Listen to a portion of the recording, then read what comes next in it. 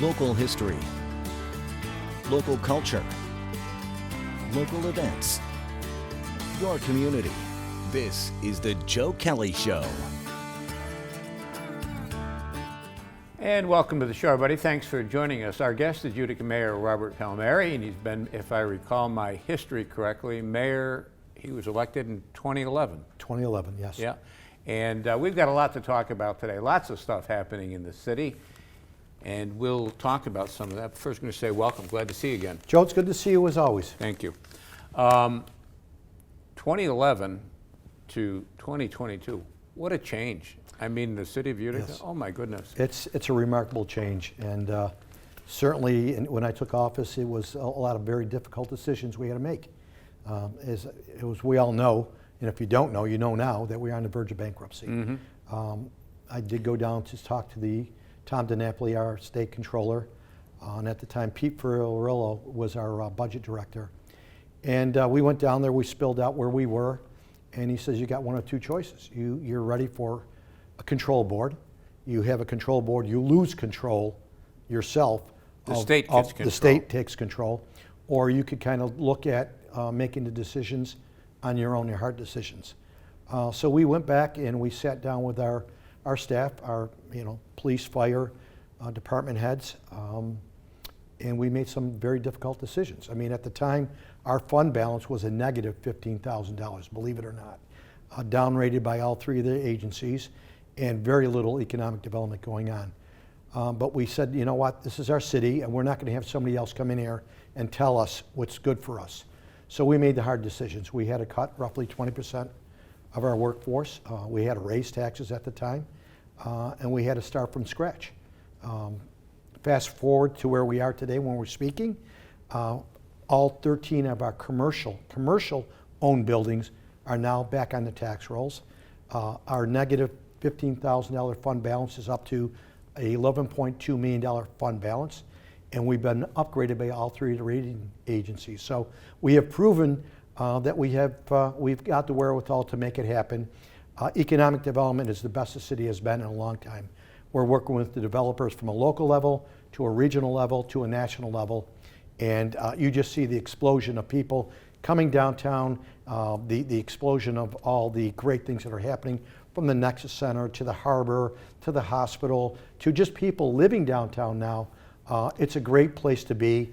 And then you have some of your assets that are really starting to be really received and looked at totally different.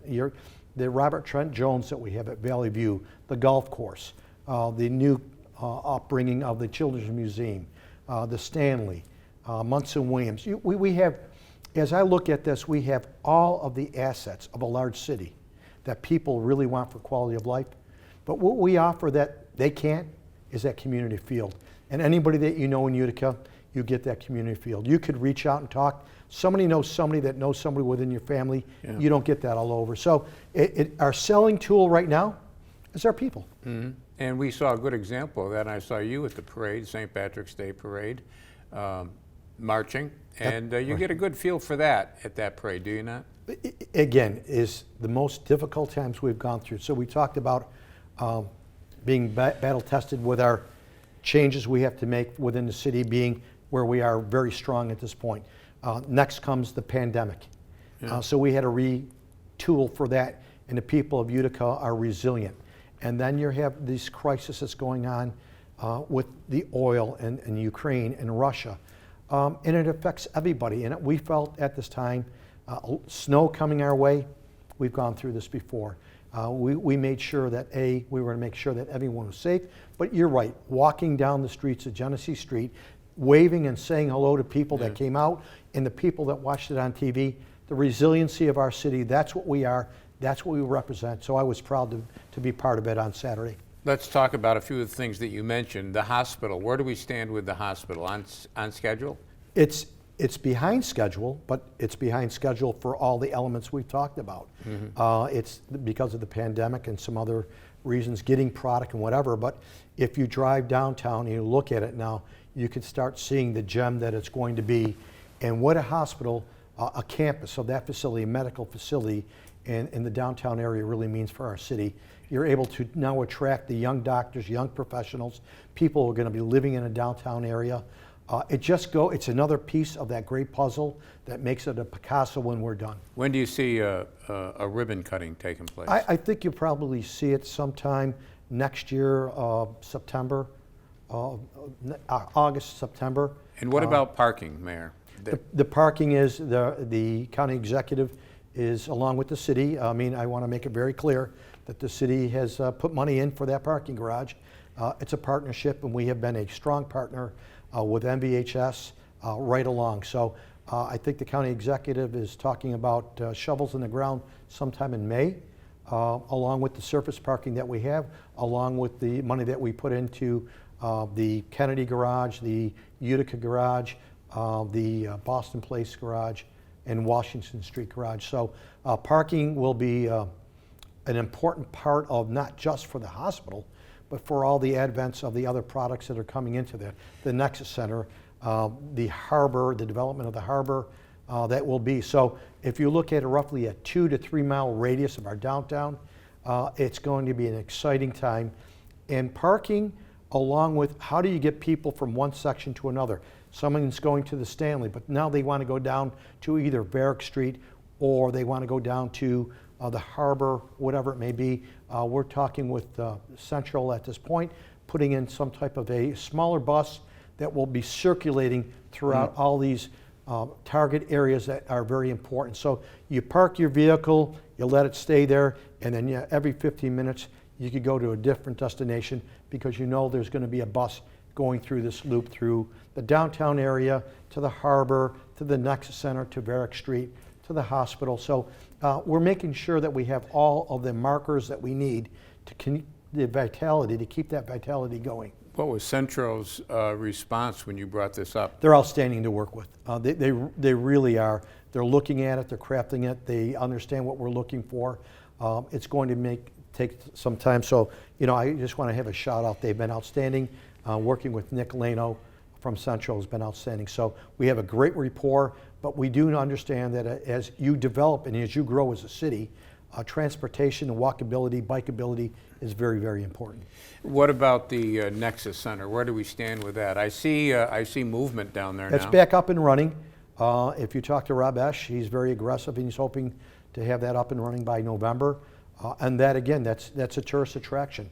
Hockey is just a strong component of economic development. I can speak for myself. Right? I got 2 grandchildren that are playing, that are traveling all over, and why not Utica, New York? And I think the vision that Rob Esch had is certainly one of the reasons why our city is moving. You've got these developers that could go anyplace else. They see the opportunity in our great city of Utica, and they're taking advantage of it. So the Nexus Center will be up.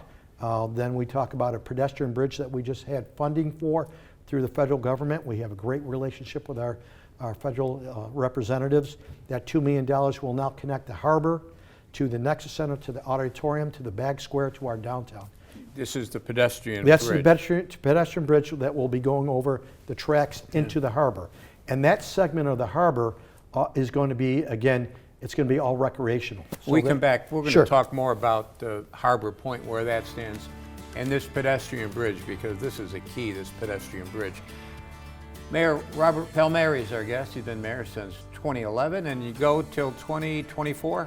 2024. Well, actually, 2023, December 31st, 11:59 is my last second. Okay. He's the mayor, and we're going to be talking about a lot of other issues upcoming in the city. Short break, right back.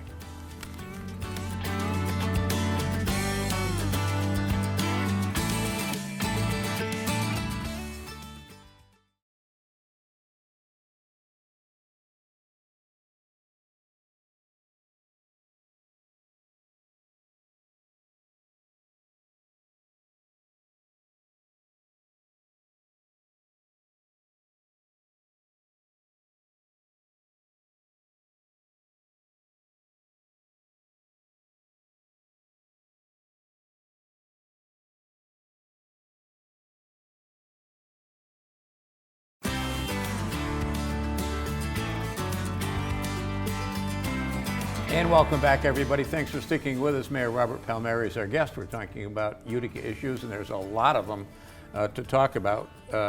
pedestrian bridge. Right. It's going to go over the tracks, and so that would be over by PJ Green. So yeah, if you look at if you're looking at the Nexus Center, and there's that throttle land of roughly 5.2. Some of that land, roughly 3 acres, is going to be for parking. That the city is in a lease agreement with the Nexus group, so that gives them the opportunity for parking. And then you have roughly another 2 acres. That 2 acres, which is close to PJ Green's and the street, Water Street, that will be where the pedestrian bridge will be going over the tracks into the harbor. That part of the harbor, which is the left side of that, it can only be used for recreational.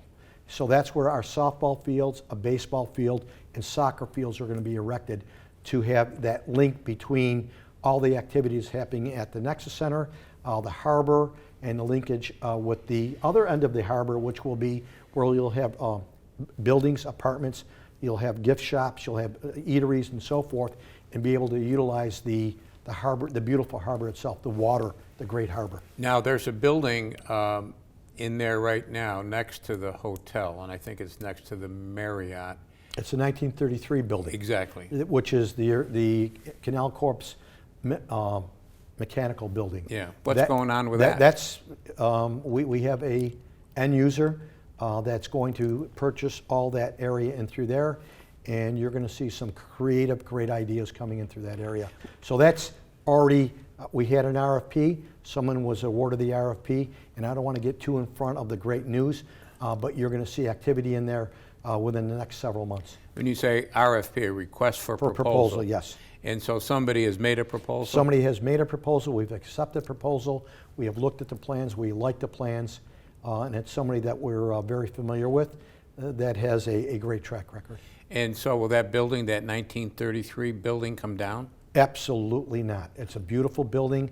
It'll be restored to its glory days, and it'll be utilized for events, public events that we will be able to have, along with some other type of apartments, maybe a restaurant that will be accommodated over through there. So we're going to utilize that for the beauty of that building. If you look at that building and where it was in 1933 with the great windows that all the way around it, it will be a great centerpiece for the harbor.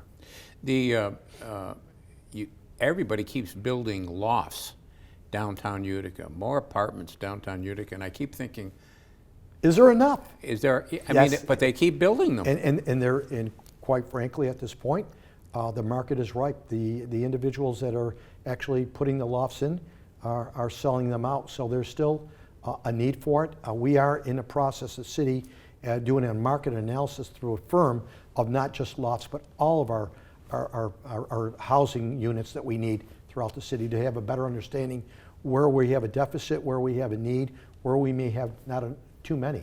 So that's being summoned. Commercial Travelers building, really the building you see when you come over the bridge into downtown Utica, that's being turned into lofts. Right, exactly. It's lofts. It's going to have some businesses in there. And that's what I said. These are some of the developers that came from outside the city that love doing business in the city of Utica. This is about his third project. He has a mayoral building, and he also has 601 State Street where you have apartments and lofts that will be going on through that also. You know, you mentioned the mayoral building. There was an article in the Observer-Dispatch a while back. It was the article, as I recall, was okay, but the headline was terrible. It talked about Utica dying, and obviously just the opposite is true. Well, you know, anytime you have change, you are affecting some people, and some people may be, you know, unfortunately upset because they have to move out. Well, in order to do that building, the mayoral building, with the environmentals, everyone has to come out of the building. So it's difficult. You never want to see anybody have to vacate a property, but in order to do it legally and to do it right, they had to have everyone out of that building so they could take care of the asbestos, the lead, and all the other elements that are in there. But once it comes back, it's going to be, and do you have any time frame for that? Well, they're working on it as we speak. They're in there doing some of the remediation, and so you're going to have an opportunity to see that building reinvent itself to where it was maybe 70, 80 years ago, restoring it. And I think Bank Place, I think, is a mecca for retail on the lower levels and apartments on the other levels. I think that's what you're looking for. That's where the market is being attracted. So the walkability we talk about, the bikeability we talk about is in a downtown area. A lot of the millennials, that's what they like. The jobs that are coming into the city are people that are looking for the fact that they, park your car and walk up and down Genesee Street, get your coffee, get your groceries, get what you need, and be right there. So it's an exciting time for our city. Many years ago, Joe, when we were young, it was a retail capital. Yeah. That's no longer. Now it's a neighborhood. And with the hospital coming in and all the other jobs coming into the marketplace, you're going to see exciting times. And we're working on some job creations as we speak right now. Hopefully within the next month or 2 months, I'll have some exciting news about our downtown with job opportunities. Somebody moving downtown with some jobs? Absolutely, absolutely. We're working on it. All right. And what about a ribbon cutting for Harbor Point? When will we see that? When will that be open, at least to some degree? We're hoping at this point that we have 2 developers that are in there, and there's been a number of work. I mean, so when people drive by it, now they could see it. Bulkheads have been, with the help of the state, have all been refurbished. That was roughly about $6 to $7 million. The infrastructure of the roads are going in. The promenade that we're looking for this, the funding. That should be taken care of this year. So you're going to see activity, a ribbon cutting. Hopefully, you'll see it within the next couple of years, but the groundwork is there. The RFPs have gone out. We have a developer that's looking to put in lofts, apartments in there, and phase 2, a water park. Mm. And you mentioned bulkheads. Is that something to do with the... So that encapsulates the water. So if you drive by their post where we are today, all the we're very dangerous. No one's going to invest into an area where the water is, all the bulkheads where the concrete keeps the water was deteriorated. With the cooperation and work with Canal Corp in the state, roughly $6 million was put in there. All the bulkheads are in there, which now gives the investors the feeling that the state's behind it, the city's behind it, this is a go. And so if you're looking at roughly the 15 to 17 acres plus the other side of that, if you look at Whitesboro Street, that is all going to be developed until you go into the wetlands. Mm-hmm. So there are wetlands that we won't be able to do anything other than environmental. I remember way back, and I forget who was mayor, a long time ago, they had all that ground in there that was polluted from the Niagara Mohawk days, and they had to get all that dirt out of there. Oh my! And they're still working on that, Joe. And that's part of the, I don't want to say the holdup, but they've been working on it. National Grid, we have a good relationship with them. But that one section that we're talking about, where we're putting in the recreational fields, can never be used to put in any type of a building because of the contamination. Okay. Mayor Palmieri is our guest. We're talking about Utica. Lots of exciting things happening. Short break, right back.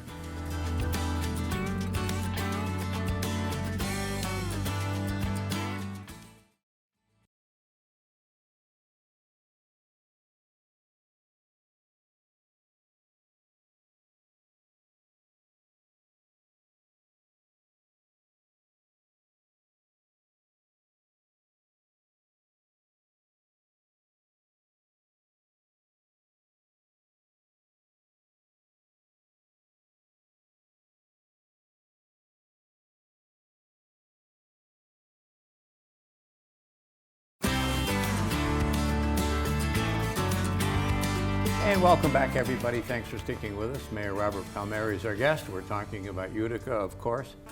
He has been the mayor since 2011. That's when he got elected and then took office on January 1st. 2012. Yeah. We were talking about a variety of stuff that's going on. A lot of this stuff is yet to go on. The city got a lot of money from the federal government. What was that plan? American Rescue? Rescue Act, yes. That's ARPA, American Rescue Act. We get roughly $60 million, which we've come up with plans by a number of the peoples. We put it on our website, and we got input from the public, and we have dispersed some of the money already. Some of the money went to Utica Zoo, Children's Museum, and we also have money out for renovating some of the properties that residents have, close to $2 million. So we are taking an opportunity at this point to reinvest into our city so that we'll have return on that investment. And when I mean return, the only way that the city has the opportunity to continue to sustain is through sales tax and property taxes. So we have a great park system, we have great assets, and sometimes you're just undercapitalized to put money into these assets that we have. So now what we have done with the cooperation of members of the Common Council and the public, we have an overall plan that money will be going into our downtown, it'll be going into our harbor. We're going to be doing renovations of our regional parks. T.R. Proctor Park, an example would be is that we're putting in a skate park, a dog park. We are going to be moving our children's playground over where we're going to have a splash pad. So theoretically, it becomes a destination for everyone else. When we're looking at the parkway, we're looking at how do we utilize a ski area that is really unique to anybody else. But in order to do that, I think it's got to be 12 months a year. So we're looking at ways creatively. We've hired engineers and architects to look at how do we bring that for 12 months a year.